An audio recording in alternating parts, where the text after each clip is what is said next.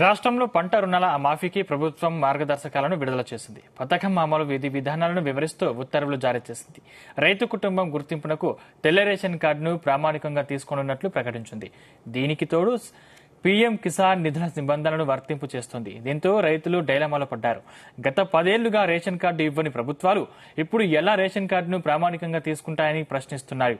గత ప్రభుత్వం ఇచ్చిన రేషన్ కార్డును ఈ ప్రభుత్వం చేసే రుణమాఫీకి ఎందుకు లింక్ పెడుతున్నారంటున్నారు. ఎన్నికల్లో ఇచ్చిన హామీ ప్రకారం ఎలాంటి నిబంధనలు లేకుండా 2 లక్షల రుణమాఫీ చేయాలని కోరుతున్నారు రైతులు.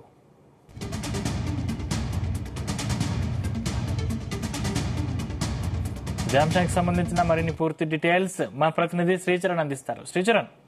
సందీప్, రాష్ట్రంలో పంట రుణాల మాఫీకి ప్రభుత్వం మార్గదర్శకాలను విడుదల చేసిన విషయం తెలిసిందే. పథకం అమలు విధి విధానాలను వివరిస్తూ కూడా ప్రత్యేకంగా ఉత్తర్వులు కూడా ప్రభుత్వం జారీ చేసింది. రైతు కుటుంబం గుర్తింపునకు తెల్ల రేషన్ కార్డును ప్రామాణికంగా తీసుకోనున్నట్లు కూడా ప్రకటించింది. కొద్ది రోజుల కిందట ముఖ్యమంత్రి రేవంత్ రెడ్డి ఢిల్లీ పర్యటన వెళ్ళినప్పుడు కూడా ఆయన ప్రస్తావించారు. అసలు రైతు రుణ మాఫీకి రేషన్ కార్డు అనేది ప్రామాణికం కాదే అని చెప్పినప్పటికీ నిన్న ఉత్తర్వులో మాత్రము రేషన్ కార్డును ప్రామాణికంగా తీసుకున్నట్లు కూడా ప్రకటించింది. దీనికి తోడు పీఎం కిసాన్ నిధులు నిబంధనలు వర్తింప చేస్తోంది. దీంతో రైతులు డైలమాలో పడ్డారు. ఎందుకంటే గడిచిన 10 ఏళ్లుగా రేషన్ కార్డు కూడా ప్రభుత్వాలు ఇవ్వలేదు. గత ప్రభుత్వంలో కూడా పెండింగ్ లో ఉండే రేషన్ కార్డు గత ప్రభుత్వం 2021 కరోనా సెకండ్ వేవ్ లో కూడా అప్పటి సివిల్ సప్లైస్ డిపార్ట్మెంట్ ఒక నోటిఫికేషన్ ఇచ్చింది. కొత్తగా కూడా రేషన్ కార్డు అప్లై చేసుకోవచ్చని. అప్పట్లోనే దాదాపు మనం చాలా తక్కువగా చెప్తున్న సంఖ్య 10 లక్షల మంది కూడా అప్లై చేశారు. మళ్ళీ కాంగ్రెస్ ప్రభుత్వము 2023 డిసెంబర్ 7న ప్రభుత్వం ఏర్పాటు చేశాక కూడా ప్రజాపాలన దరఖాస్తులో దాదాపు 90 లక్షల మంది పైగా కూడా అప్లికెంట్లు కూడా అప్లికేషన్స్ కూడా దరఖాస్తులు పెట్టుకున్నారు. దాంట్లో వివిధ స్కీమ్లకు సంబంధించిన 6 గ్యారెంటీల అమలుతో పాటు 6 గ్యారెంటీల బెనిఫిషనరీస్ తో పాటు at the same time white ration card కూడా చాలా మంది కూడా అప్లై చేసుకున్నారు. సో ఇప్పుడు ముఖ్యమంత్రి రేవంత్ రెడ్డి అసలు రేషన్ కార్డు ప్రామాణికం కాదని ఇప్పుడు రేషన్ కార్డునే ప్రామాణికంగా కూడా ప్రభుత్వం గైడ్ లైన్స్ విడుదల చేయడం కూడా సర్వత్రా చర్చనీయాంశంగా మారింది. గత ప్రభుత్వం ఇచ్చిన రేషన్ కార్డుని ఈ ప్రభుత్వం చేసే రుణమాఫీకి ఎందుకు లింక్ పెడుతున్నారంటున్నారు కూడా ప్రస్తుతం రాజకీయ విశ్లేషకులు. ఎన్నికల్లో ఇచ్చిన హామీ ప్రకారము ఎలాంటి నిబంధనలు లేకుండా 2 లక్షల రుణమాఫీ చేయాలని రైతులు కోరుతున్నారు. అయితే రైతుల రుణమాఫీకి మార్గదర్శకాలు జారీ ప్రకారము కుటుంబానికి గరిష్టంగా 2 లక్షల వరకు లబ్ధి, అలాగే రుణమాఫీకి రేషన్ కార్డు లింక్ పెట్టడం పాటు రాజకీయ విశ్లేషకులు కూడా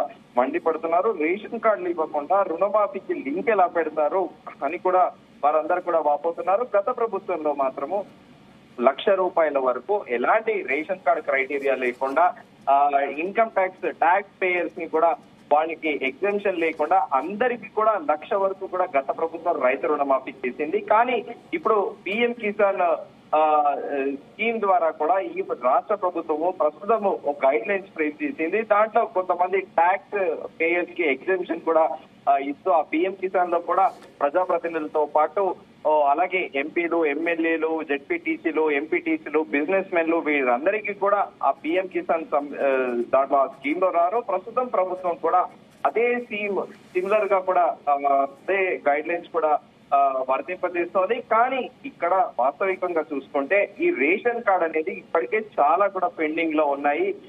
లాస్ట్ మనం ముందుగా అనుకున్నట్టు బీఆర్ఎస్ ప్రభుత్వంలో 2021లో నోటిఫికేషన్ వచ్చింది సివిల్ సప్లైస్ డిపార్ట్మెంట్ నుండి. అప్పటికి చాలా మంది అప్లై చేసుకున్నారు. మళ్ళీ తాజాగా మొన్న కూడా ప్రజాపాలన దరఖాస్తులు జనవరి నుండి ఎప్పుడైతే ప్రారంభమైందో అప్పటి నుంచి కూడా డిసెంబర్ జనవరిలో ప్రారంభమైన ప్రజాపాలన దరఖాస్తుల అప్లికేషన్ లో కూడా చాలా మంది కొత్త రేషన్ కార్డులు అప్లై చేసుకున్నారు. ఇప్పటికే రాష్ట్రంలో దాదాపు 80 లక్షల పైగా రేషన్ కార్డులు ఉన్నాయి.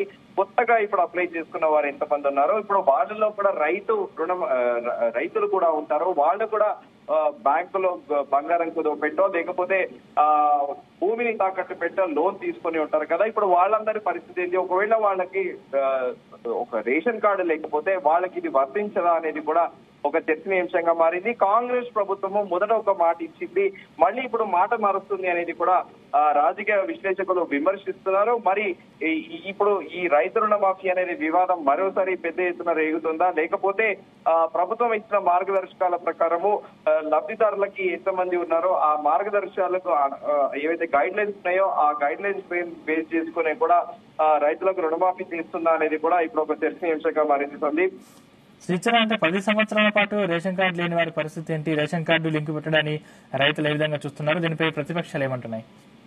వాళ్ళు కూడా ఆవేదన వ్యక్తం చేస్తున్నారు.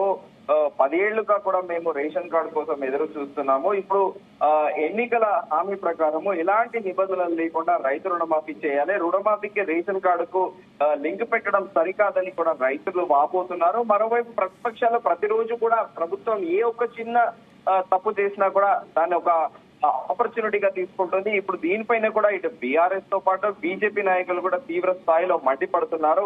అసలు రేషన్ కార్డు ప్రామాణికం కాదని మళ్ళీ ఇప్పుడు రేషన్ కార్డు ని దాంట్లో పరిధిలో తీసుకురావడం ఎంతవరకు సబబని కూడా ప్రతిపక్షాలు తీవ్ర స్థాయిలో కూడా ఆగ్రహం వెలుబుస్తున్నాయి. Sandeep, thank you Sricharan.